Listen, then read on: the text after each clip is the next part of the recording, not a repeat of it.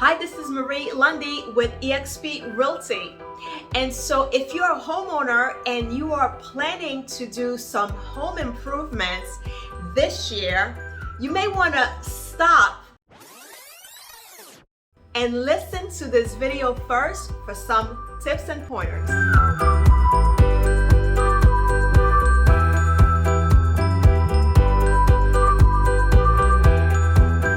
So the first thing you may want to consider if you're planning to do some home improvements on your property this year is timing.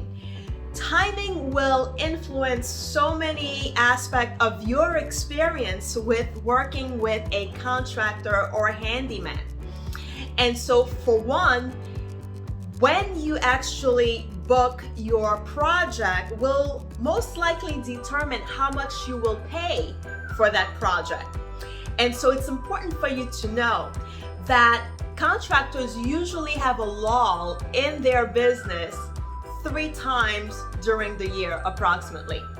Generally during the winter months, also during the summer month, but more towards the end of the summer. So we're talking about late July, definitely August. They usually experience a lull in their business, as well as at the end of the year, especially around the holidays. So knowing that, if you're looking to have a project that's not pressing, it may behoove you to start interviewing contractors / handymans around those time frames. So for example, right now is an excellent time for you to contact contractors, interview them, and also set a price now before they get really busy in the spring market. You will not only save money by engaging contractors during their off season, but you will also have a better experience most likely if you work with contractors when they are less busy as far as time is concerned. So as you may know, during the spring season when contractors are busy, they may take on more than one project at once, which may delay your project. And so by having them work on your home during off season, it's more likely that they'll dedicate 100% of their time, or at least close to it, on your home's project. Another very important tip in working with contractors is to have everything in writing. And when I say everything, I mean everything. So from the time frame that it's going to take for them to start and finish the project, to their responsibility in terms of material and labor. If you are looking for the work to be completed by a certain time, then that needs to be specified. You may want to use the language, time is of the essence, and the project must be completed by X, right?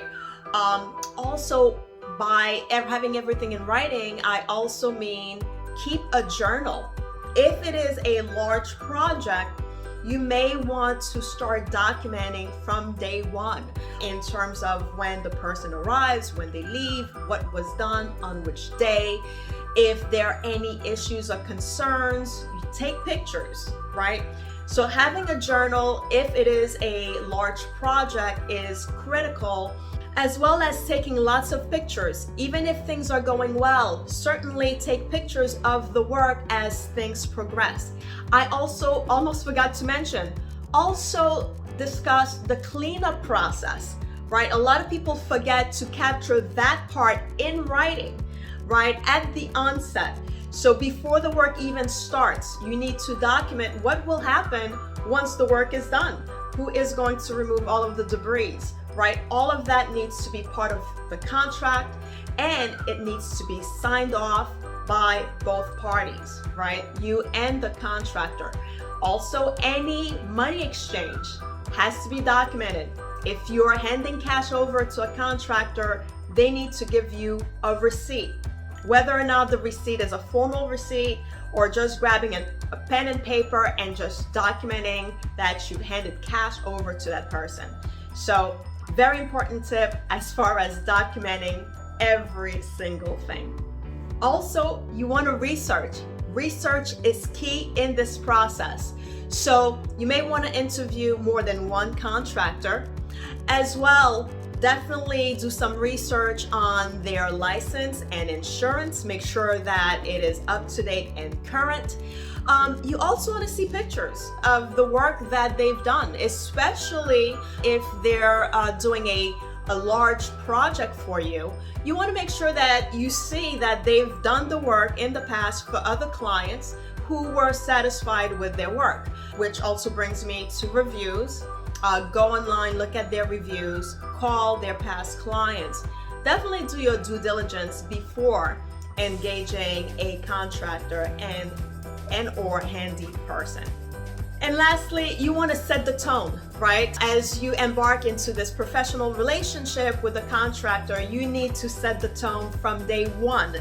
And by that, what I mean is it's okay to be friendly, but at the same time, you need to be firm, and the contractor needs to understand fully what your objectives are and that, you only do business in writing.